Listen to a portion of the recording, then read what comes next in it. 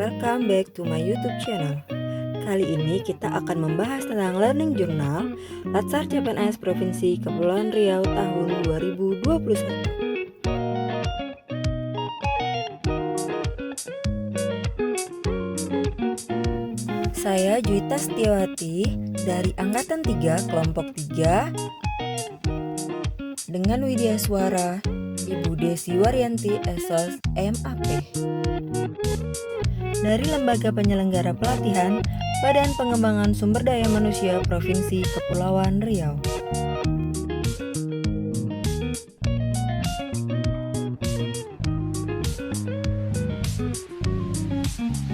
Pada kesempatan kali ini saya akan membahas peran ASN dalam NKRI.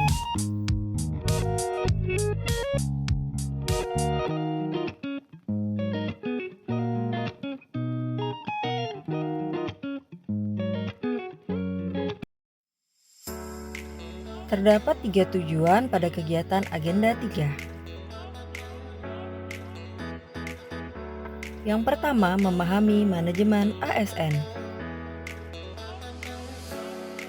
Yang kedua, aktualisasi pelayanan publik. Dan yang ketiga, world of government. Manajemen ASN.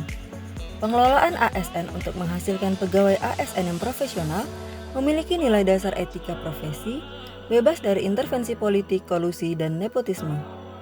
Manajemen ASN lebih menekankan kepada pengaturan profesi pegawai, sehingga diharapkan agar selalu tersedia sumber daya ASN yang unggul selaras dengan perkembangan zaman.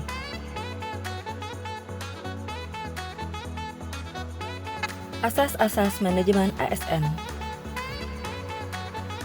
kepastian hukum, profesionalitas, proporsionalitas, keterpaduan, delegasi, netralitas, akuntabilitas, efektif dan efisien, keterbukaan, non-diskriminatif, persatuan, kesetaraan, keadilan, dan kesejahteraan. Pelayanan publik. Pelayanan publik adalah berbagai macam kegiatan yang bertujuan untuk memberikan pelayanan atas kebutuhan masyarakat, seperti organisasi penyelenggara, penerima pelayanan, dan kepuasan pelayanan.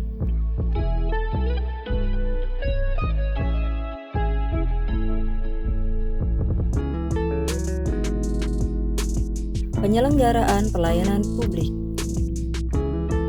partisipatif, transparan, responsif, tidak diskriminatif, mudah dan murah, efektif dan efisiensi, aksesibel, akuntabel, dan aksesibel.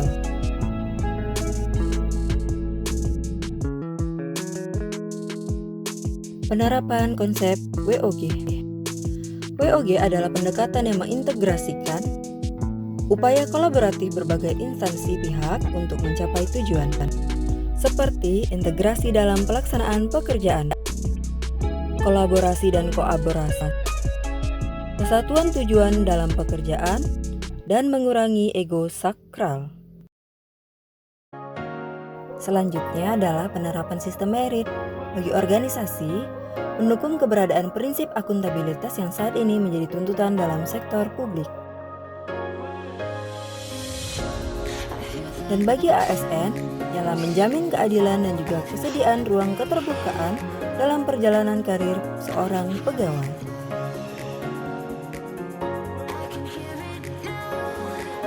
Ada beberapa komponen pengelolaan ASN dalam melaksanaan merit system.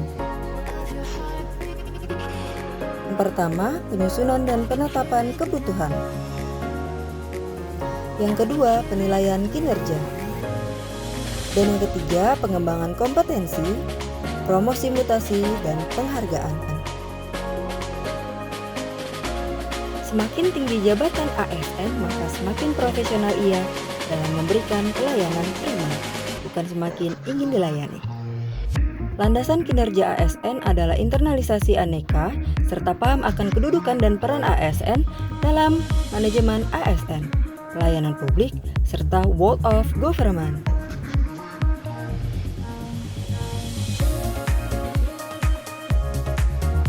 Baiklah, terima kasih atas kesempatan dan waktunya, sehingga saya dapat menjelaskan tentang pembelajaran agenda 3. Pada kesempatan kali ini saya juga akan menyisipkan salah satu video seorang perawat yang juga sebagai ASN yang mengabdikan dirinya di suatu daerah terpencil. Yuk kita tonton videonya bersama.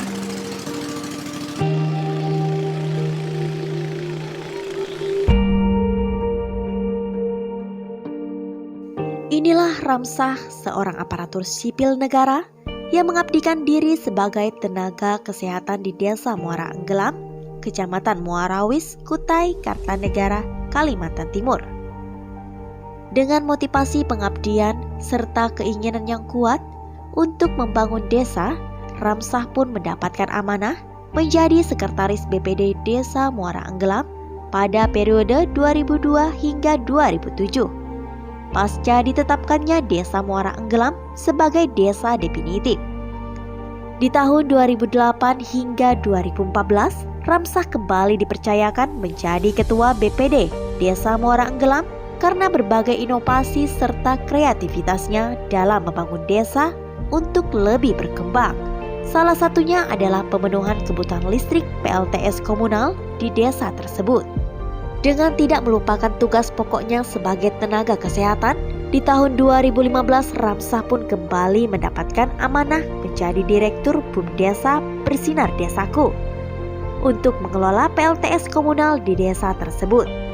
Sejak menjadi Direktur BUMDesa Bersinar Desaku, aparatur sipil negara kelahiran 1974 silam ini pun terus berinovasi dan berkreativitas untuk mengembangkan berbagai usaha BUMDesa Bersinar Desaku dalam membangun kemajuan desa tersebut. Dengan berbagai inovasi serta kreativitas yang tinggi, Ramsah pun mendapatkan apresiasi dan dukungan dari Kepala Desa Muara Enggelam dalam membangun desa yang sangat tertinggal, terpencil, dan terisolir untuk menjadi desa berkembang. Sulit kita membayangkan misalnya seperti beliau ini yang menjalankan tugasnya, terutama menjalankan BUMDes ini dengan sebaiknya sampai mendapat beberapa prestasi yang dapat beliau kerjasama yang baik.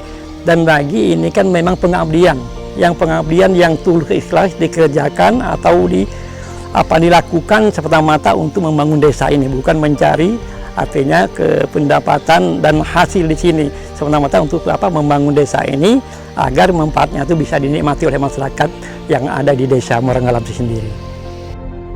Tak hanya itu, pria kelahiran 20 Maret 1974 ini juga dinilai sebagai ujung tombak kemajuan desa Muara Enggelam dalam memberikan berbagai informasi kepada publik terkait pembangunan di desa tersebut.